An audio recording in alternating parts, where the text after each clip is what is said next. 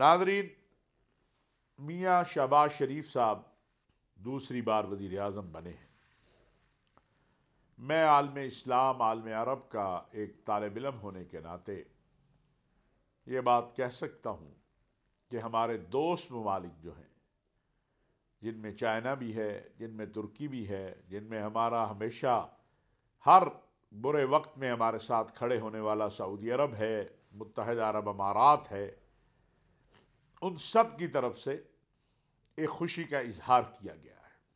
پاکستان کے پاس بہت بڑا موقع ہے، اور پاکستان کی موجودہ قیادت کے پاس کہ جو تعلقات اگر ہم گزشتہ 10 سالوں میں دیکھتے ہیں، اور بالخصوص گزشتہ 5-6 سالوں میں سیاسی قیادت کے حوالے سے، یعنی اگر میں اس کو اس طرح لے جاؤں کہ وزیر اعظم آفس کے حوالے سے، تو عمران خان صاحب کے دور میں ہمارے ان دوستوں کے ساتھ جو ہمارے محسن ہیں تعلقات میں کافی خرابی آئی۔ میاں شہباز شریف صاحب تشریف لائے، انہوں نے کوشش کی۔ حافظ عاصم منیر صاحب جو ہمارے سپہ سالار ہیں، ان کی محنتوں سے یہ بات بڑی واضح میں کہنا چاہتا ہوں کہ ہماری فوج اور اس کے ذمہ داروں نے پاکستان کے دوست ممالک کے حوالے سے جو مصائب اور مسائل تھے،